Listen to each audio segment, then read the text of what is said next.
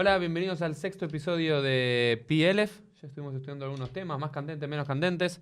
Hoy es un nuevo episodio. Elo, ¿cómo estás? Estamos bien. ¿Estamos bien? Terminando, ultimando detalles. Ahí estamos. Este episodio todavía no tiene el título final, pero se lo vamos a dar en el transcurso de este podcast. Pero sería algo así, Mitzvot o TOC.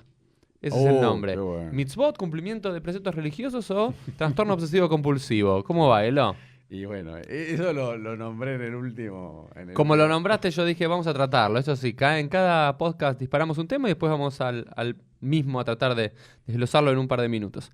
Para trabajar este tema de mitzvot, cumplimiento de preceptos o esta locura del trastorno obsesivo compulsivo, vamos a elegir primero una pequeña Mishnah que aparece en Yomá, capítulo 2, Mishnah 2. Brevemente vamos a leerla, pero después vamos a ir a lo más jugoso que está en la Tosefta, Bueno. en un libro paralelo a la Mishnah, con recopilaciones también de los sabios de los Tanaím, más o menos hace unos 1800 años. Y en la Mishnah, en el tratado de Yomá, que es el tratado sobre Yom Kippur, ¿no es cierto? Yomá significa Ayom, el día de Yom Kippur, se dice lo siguiente. Al parecer había dos Kohanim, dos sacerdotes que estaban igualados subiendo la rampa. Vos sabés que para subir al altar había una rampa. No podía haber escaleras porque la Torá dice que si había escaleras, las personas podían ampliar sus piernas y se le veían las partes íntimas. Y eso no quedaba bien en el altar, en el templo. Entonces había una rampa para que no tengan que hacer pasos altos, ¿no? Porque usaban una túnica larga. Entonces había dos sacerdotes que estaban corriendo y subiendo al mismo momento. Bedajaf ejad mehen et javero, y uno empujó al otro. Benafal beshibra raglo.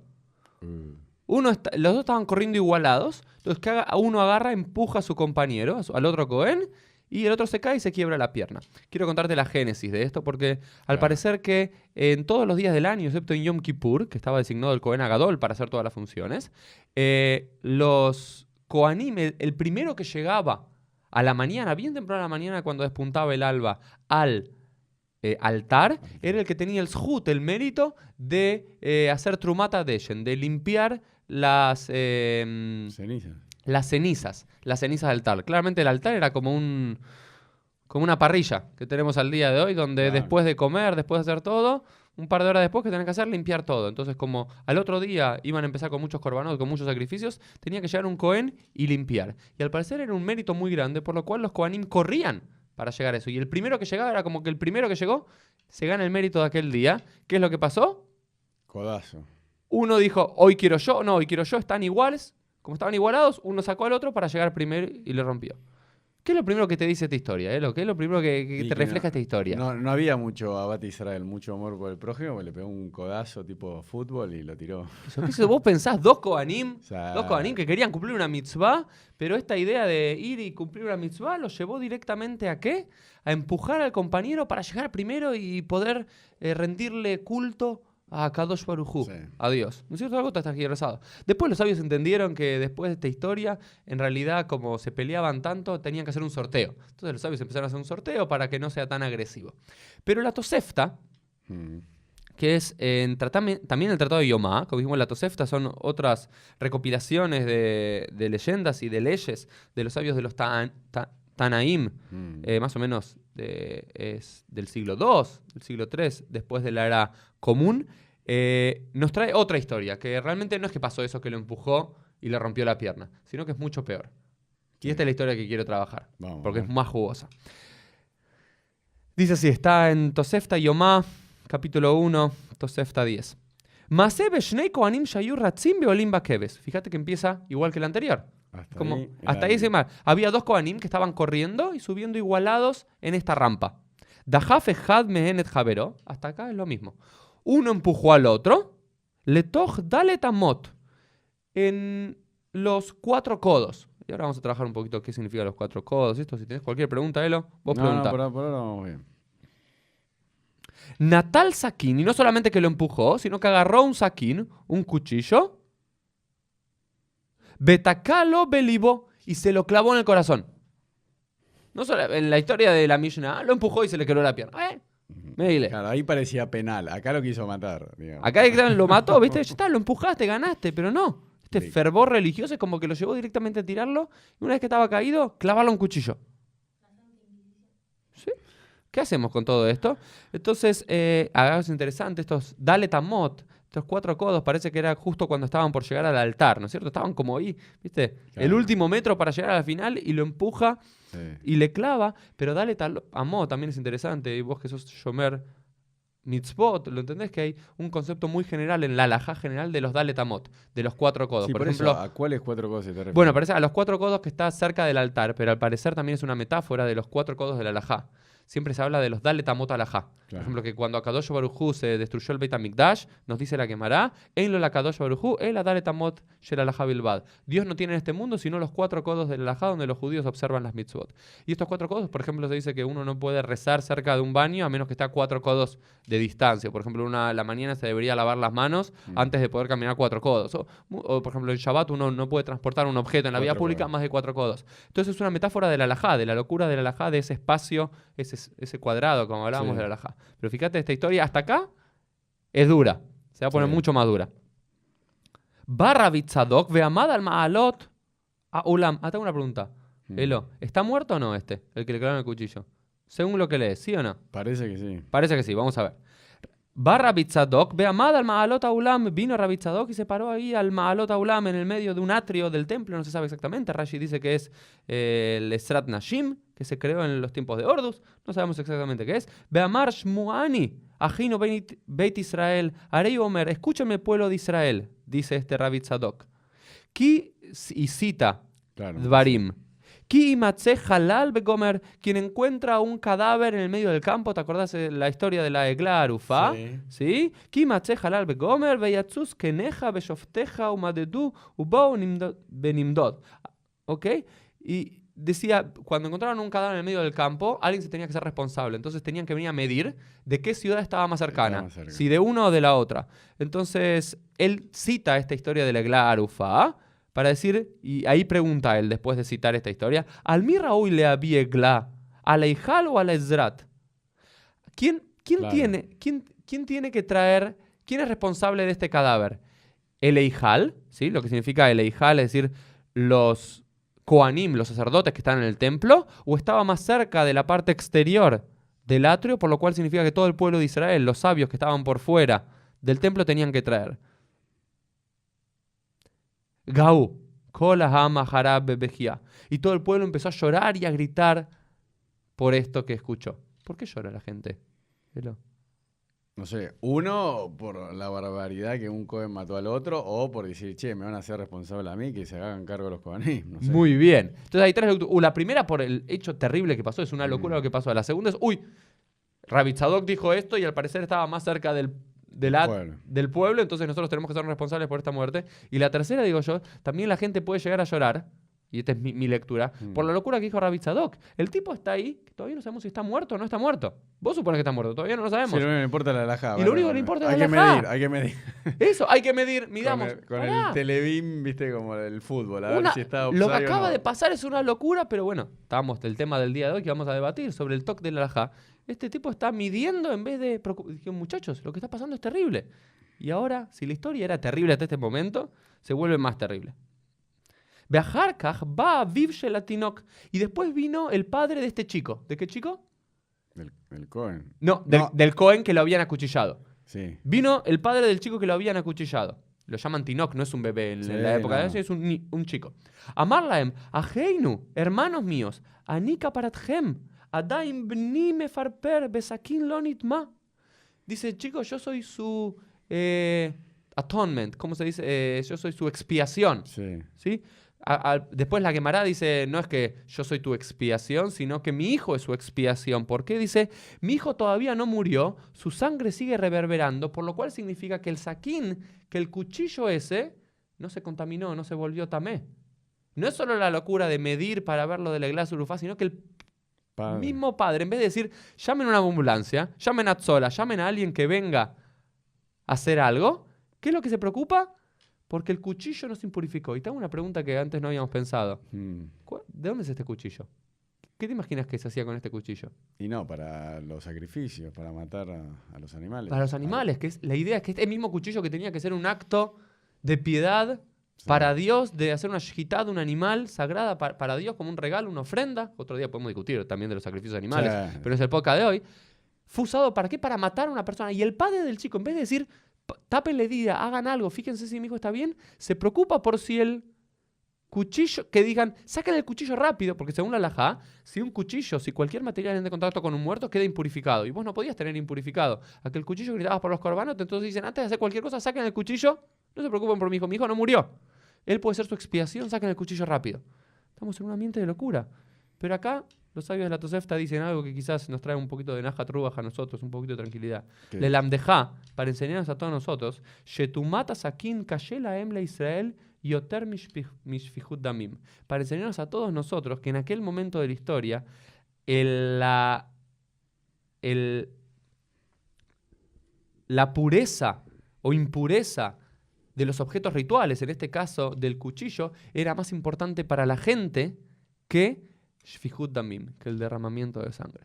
Colorín colorado, esta Tosefta ha concluido. A mí no me trajo ninguna tranquilidad eso. No, pero la tranquilidad es decir que no somos solo nosotros los que pensaban que estaban todos locos, sino que la misma tradición judía, tradición rabínica, lo está reconociendo que estaban todos locos. Que en ese momento la obsesión por el cumplimiento halágico le era más importante a la gente que el derramamiento de sangre inocente. Bueno, Elo, esto me parece un buen disparador, ¿no? Para mitzvot y TOC, trastorno obsesivo compulsivo. ¿Qué hacemos con esto? ¿Qué reflexiones de la historia, pensamientos, lecturas? No, me parece terrible lo que relata.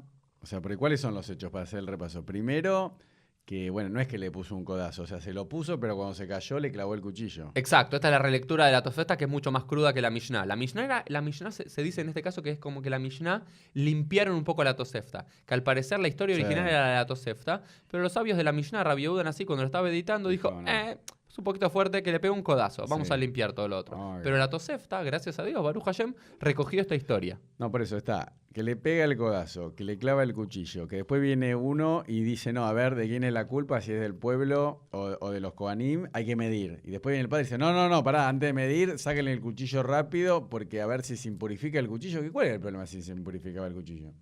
Eso, que había tumá y un elemento ahí, que quizás no podían hacer un sacrificio inmediatamente porque ese era el shohet que tenía. Quizás había otros. Pero no importa, lo que te está diciendo esta historia es que estaban todos locos. Están todos locos. Eso es lo que te está diciendo la historia. Estaban todos de la cabeza. Pero ¿qué hacemos con esta historia y cómo traigamos la del siglo XXI, 2018? Y bueno, es un poco lo que insinuamos la otra vez, que hoy en día hay una... O sea, yo lo escuché que... Le quiero mandar un saludo a Mario Sabán, en España, en Barcelona, que él lo llama ortopraxia, ¿no? Como diciendo, hay un trastorno obsesivo compulsivo del cumplimiento de... Esa te la había dicho yo. ¿Qué cosa? La del trastorno obsesivo. Sí, pero o llamado también ortopraxia, como diciendo, lo único que importa es el cumplimiento de las mitzvot, de los preceptos, pero... por el cumplimiento en sí, o sea, nadie sabe para qué lo hace, no sé, las mujeres usan recato, que quién tiene la media más blanca y que no se le vea ni la puntita del dedo gordo, y que ya tampoco son mitzvot, ¿no? Entonces hoy en día como que la ortodoxia en general está haciendo eso de un trastorno obsesivo compulsivo, como que eso sos más tzadik, ¿viste? Cuando la gente te dice... No, este es súper ortodoxo. ¿Pero por qué es súper ortodoxo? No, porque se pone los tefilim, no sé, 8 horas por día. Le digo, bueno, pero eso no te hace... ¿Entendés? Como, más allá de qué te hace más judío o menos judío, porque si vos decís, bueno, están los preceptos, pero yo cuando empecé a decirle a ciertas personas, a ciertos rabinos, le digo, pero escúchame algo, la Torá era un código civil y penal que como buen abogado, ¿sabes? Claro, no, que rigió al pueblo de Israel mientras existían los reinos. Después cuando desaparece cuando estuvieron los reinos, digamos, de Israel, de Yehudá, después, cuando vinieron los romanos, hasta que se destruye el templo. Entonces ahí comienza el judaísmo rabínico. Entonces se hace toda una resignificación de la Torá, que con los preceptos, que vos otra vez decías, ¿cuántos eran de los 613? ¿Cuántos están activos? No, más o menos positivos, unos 60 nada más, y después hay muchos que tenían que ver con el Beit HaMikdash, con la tierra de Israel, con los Kohanim, que hoy ya no los podemos utilizar. Claro, bueno, entonces todos esos preceptos de los que quedan, que ya mucho yo no le veo sentido. Yo digo, bueno, si uno se puede conectar con los preceptos y a ver, un minuto, ahí está. Y eso te va a hacer conectarte con Dios, que también me parece otro tema de podcast. Bueno, ¿qué es lo que entendemos por Dios? Si vamos a entender Dios... Sí, eso para otro momento, pero entonces... Yo creo que esto es un reflejo, imagínate, ¿esto hace cuánto ocurrió? Esta historia por lo menos tiene 1800, 1900 años. Por eso, hoy en día no... No aprendimos mucho, ¿no? Yo creo que no. No, pero creo que esta historia lo que tiene es este mensaje hermoso, que es que los sabios, por lo menos los jajamim hace 2000 años, o algunos de los sabios, eran conscientes del peligro de la obsesión por la halajá, claro. la obsesión por los preceptos. Yo soy rabino, soy Shomer Mitzvot, Shomer halajá, pero lo que digo siempre, yo cumplo mitzvot, no cumplo el Shulchan Aruch necesariamente. Para mí hay mitzvot más allá del Shulchan Aruch. Que el Shulchan Aruch sí, es un libro para seguir, pero no es la base ni el final de todo.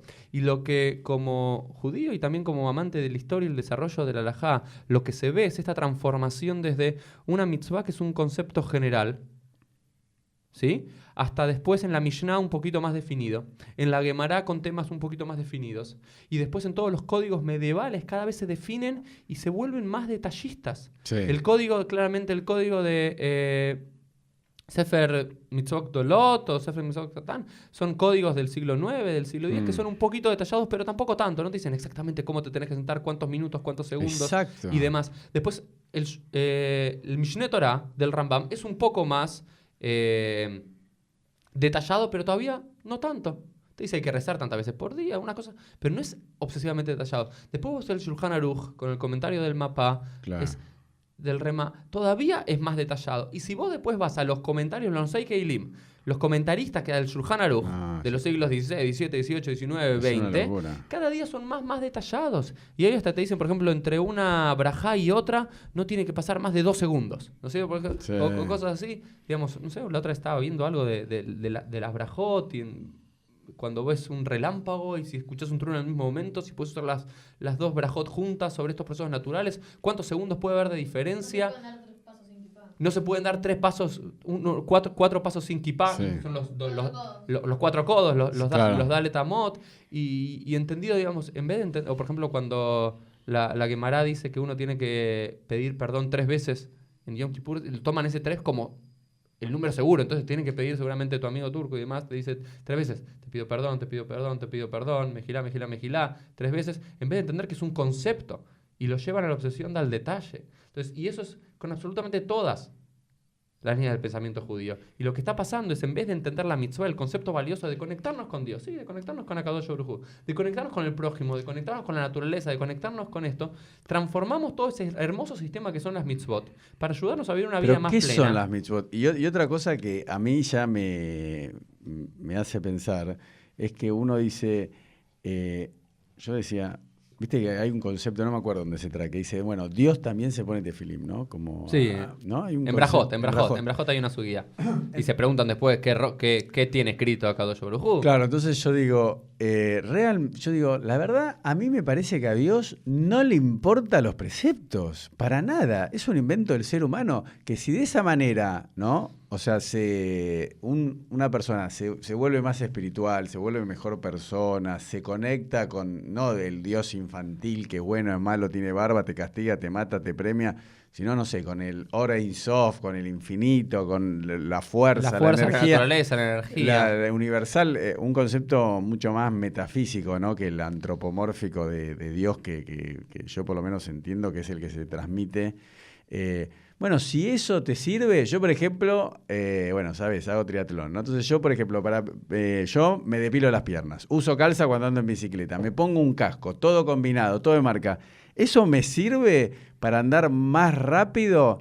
Puede ser que ande una milésima más rápido, pero todo el ritualismo de ponerme el casco, el anteojo de bicicleta, yo no me pongo un anteojo Ray-Ban de lectura como vos, yo me pongo un anteojo que me combina con el... Me explico, ¿no? Entonces, sí, yo digo... ¿Te sirve ese ritual a vos? A mí por eso, yo cuando me... Es que el ritual sirve, las mitzvot sirven, eso claro, es lo que digo. No, hay un valor importante en las mitzvot. El problema es transformarlo en una obsesión que no te permite salir en un toque, en eso que si salís de tu casa y no besaste la mezuzá, tenés que volver del auto y volver a besarla, o la gente que me pregunta, por ejemplo... Rab, comí sin querer jamón, ¿qué tengo que hacer? Ir a la micro. No, nada, ya está, listo. Está. Pasó, la próxima vez tener más cuidado. Pero hay pequeñas cosas que pasan y la gente pregunta, y no sé, la otra vez en Twitter me pasó lo siguiente. ¿Cuán obsesivo está la gente y aparte el mundo en general? Dice, hola Rabín Uriel, lo sigo en Twitter, me gustan sus comentarios, todavía soy gentil. Le hago una pregunta porque un rabino me dijo que siendo gentil no podía estudiar Torá.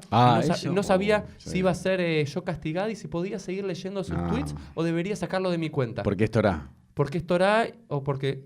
No, por eso. Pero eso me lo preguntó la persona y yo le dije, por supuesto que puede seguir leyendo. Pero fíjate el mundo hacia donde no solamente la tradición judía en particular y cierto sector de la tradición judía en particular en ser una obsesión por detalles, que quizás los detalles en algún momento ayudan, en algún momento, digamos, pero esta gente, para mí mucha gente que tiene algunos problemas o en el hogar o sentimentales y demás, busca la obsesión compulsiva de las mitzvot, porque si vos te metés bien adentro y lees el Shulchan Aruch y los detalles de la Mishnah Berurah o del Prija, de cada uno de los comentaristas, del Magen Abraham y demás, vos decís, wow, yo tengo un sistema acá que no tengo que pensar, que me dice exactamente desde que me levanto hasta que me voy a dormir. Ponete el zapato derecho, ponete el zapato derecho. Atate primero el zapato izquierdo como los tefilim, después el derecho. Después el derecho y cuando te levantes, lavate. En vez de pensar, hay un valor y yo no quiero tirar por tierra el valor de estas mitzvot, de estas alajot, de estos detalles. Hay algunos que pero yo lindos, ya no sé cuál es. Pero no, yo sí tengo la mía. Para mí, el cumplimiento de las mitzvot me conecta con Hashem. Yo dejar de utilizar el celular por 25 horas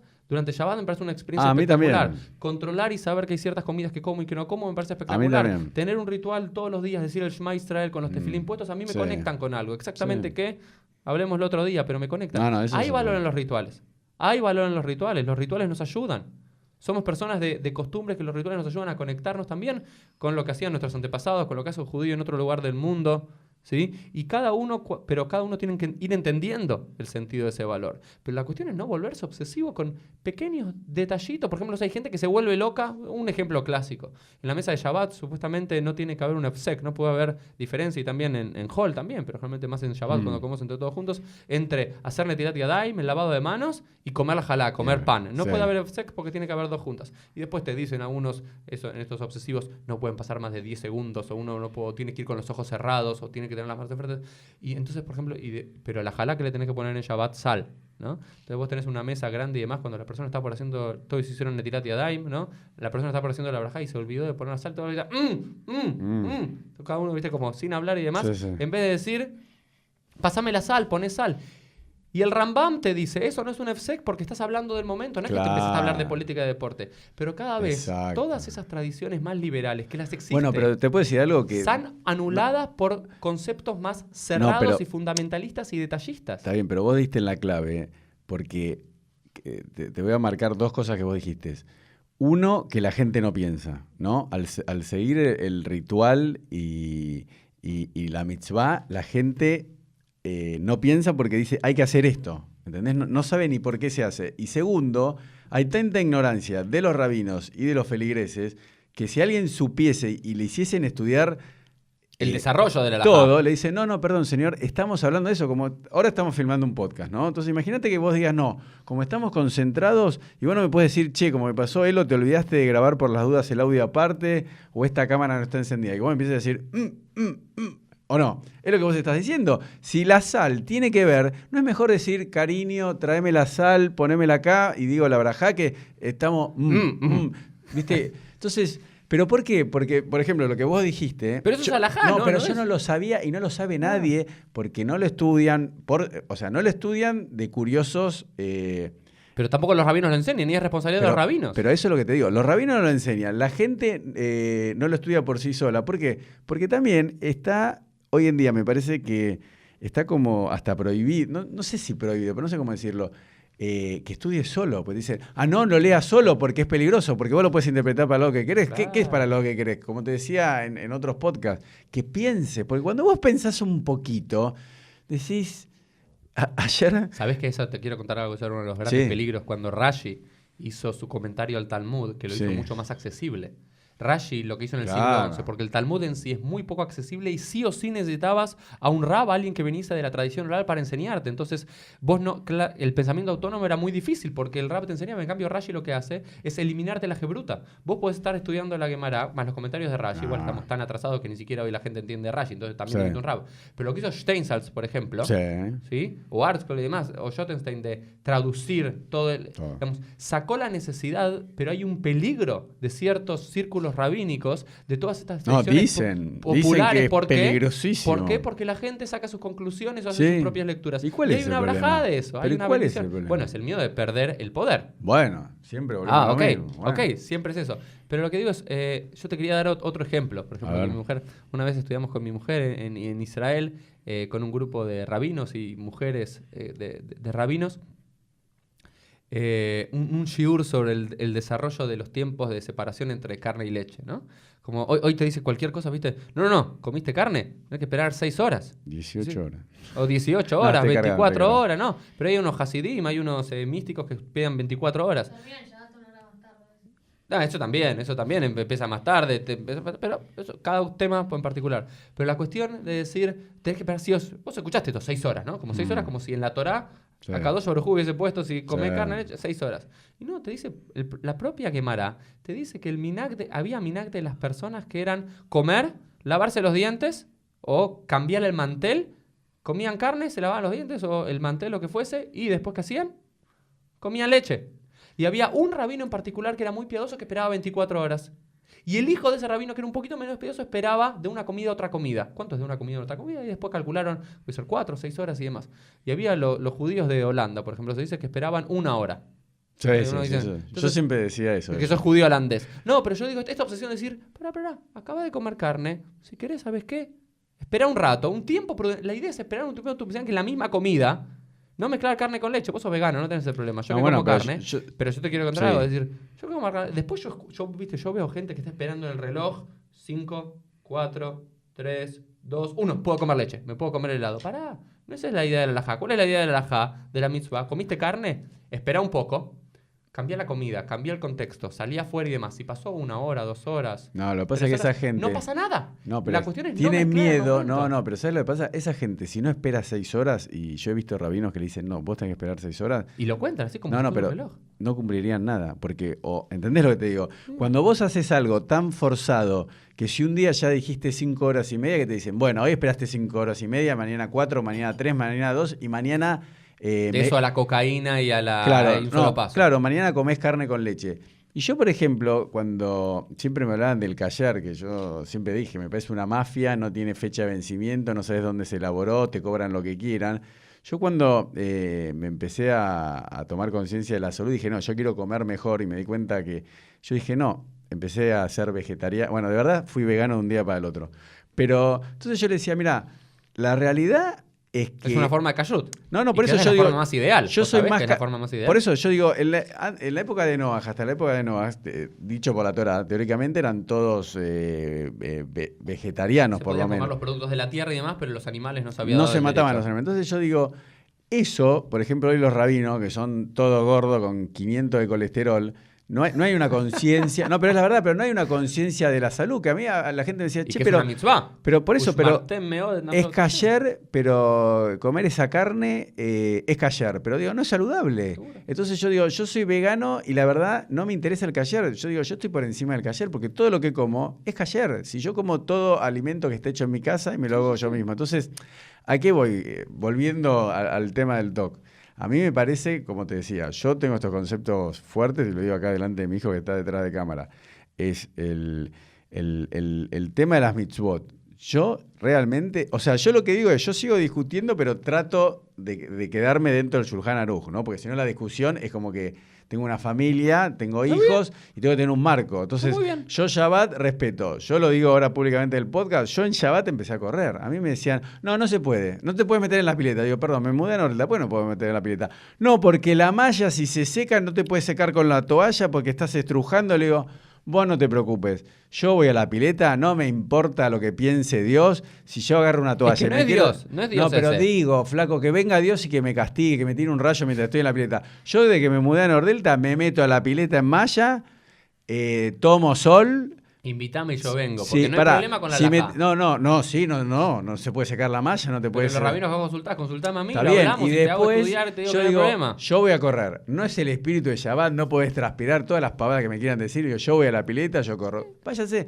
Y es así, ¿sabes lo que pasa? Que en un momento, como te digo, pensar, sos hereje. Y yo digo, no, y yo también decido lo que hago, porque así como yo hago en el deporte, y te digo que en triatlón hay gente que está totalmente trastornada, pero súper trastornada, porque es quién entrena más, quién descansa más, quién se pone hielo, quién se mete en una pileta de hielo. O sea, las mismas locuras que hacen los rabinos, lo hacen los triatletas en otra categoría. en otros aspectos. Entonces yo digo, o yo hice jiu-jitsu y están los mismos. Está el rebe del jiu-jitsu, que es el maestro brasilero, que es el segundo de la línea de Gracie, que son los fundadores del jiu-jitsu brasilero. Digo, muchachos, las mismas cosas que hacen los rabinos, yo las veo en otros aspectos. Es que es algo del ser humano, no, esa obsesión. Pero te puedo decir algo, pero ¿sabes cuál es el problema con la gente? Que la gente le dice, esto lo dijo Dios. Y esto te va a salvar, como te decía el otro podcast, te va a dar sustento, te va a dar salud a tu familia. Y te puedo decir otra cosa más, Dios te eligió a vos, sos el pueblo elegido, y vos dentro de los judíos estás por encima del resto, porque a los También que hacen, vamos a hablar de eso. por eso, a los que hacen teshuvá le hacen creer de que son mejor, de que tienen una vida mejor, que saben más. O yo a veces le digo a mi esposa, le digo, mirá, no puedes decir que la Torá es emet y es una verdad absoluta, porque hay 6.000 millones, no sé, 6.800 millones de personas que no creen eso. Vos podés decir, mirá, yo creo que hay un Dios, yo creo que la Torá de Moisés es una verdad revelada. Yo no lo creo más, Okay. No creo ni Vamos a hablarlo de eso algún día. ¿Entendés? Yo digo, no. Yo no creo que Dios le dictó... La pregunta también eso es infantilismo, pero quizás hay algo de revelado y algo de divino en eso. Pero bueno, ya estamos cumpliendo la... Sí, yo te sigo a vos con los tiempos. La media hora para este podcast, pero bueno, era hablar un poquitito, de hablar sobre las mitzvot y el talk. Y yo lo que trato de compartir a la gente y el mensaje quizás para todos ahí, de este ahí podcast... el micrófono, te fuiste. Desde mi... Ahí está. Desde mi espíritu rabínico, esto de decir de cuestionar, de investigar y de estudiar todas estas historias, no es lo que en la yeshiva no nos enseñan muchas veces. No. Que no aprendemos y es ver cómo la sensibilidad de los rabinos de decir, es cierto, hay que cumplir las mitzvot. Es importante ser un corbán, es importante ser cohen, es importante la mitzvah de Glarufá, es importante la mitzvah de Tumá Betahara, de pureza e impureza de los rituales. Pero hay algo más importante, que es la vida de un ser humano, el no derramamiento de sangre. ¿Sí? Y entender que esta obsesión por las mitzvot, esta obsesión por el cumplimiento de los preceptos, no nos puede llevar a la locura, no nos puede llevar a la locura de separar familias, no nos puede llevar a la locura de la muerte, no nos puede llevar a la locura de insultar a una mujer, escupir a una mujer porque quiere leer Torah en el cótel, ¿sí? O escupir a una chica porque está llevando la minifalda o la remera un poquito por encima de los estándares de tal ciudad. Y no nos puede llevar a la locura de hacer esto, de derramamiento de sangre. Hoy quizás no estamos tan en este punto, no escuché muchas historias de esto, pero estamos en un proceso, Elo, donde la tradición judía se va a esto, a olvidarse de la mitzvah, a olvidarse de la mitzvah como concepto fundamental de conexión con Dios, con el prójimo más, pero que hace bien a cada uno, ¿sí? Y que le hace bien a uno, le hace bien a Kadosh Baruj Hu, le hace bien al prójimo, le hace bien a la naturaleza. Cada una de las mitzvot las podemos encontrar en una de esas 4 categorías. No, pero por eso, vos que viviste en Israel, te digo esto cortito, que sí creo que esto que vemos del cuchillo pasa hoy en día en Israel con la ortodoxia. Con un sector, vamos a decir un sector, no todo. No, por eso, pero un sector de la... ser honesto también. No, por eso, con un sector de la ortodoxia y con el sector laico de la sociedad israelí, que hay un odio total, porque la ortodoxia está metida en política, está en el gobierno, entonces es un problema político, que vos lo viviste que estando en Israel, y hay odio entre los judíos.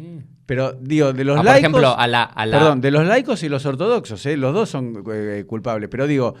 Hay Sinat Hinam, o sea, odio gratuito y es esto. O sea, no sé, perdón, ¿no lo mataron a Rabin? O sea, yo creo que habría que decir esto. O sea, Rabin esta misma historia, Rabin lo mataron. Lo mataron porque entregó tierras. Porque ¿cuál es la justificación? Porque estaba transgrediendo la halajá de entregarle tierras, entregarle tierra a los no judíos en la tierra de Israel, y por lo cual hay que matarlo.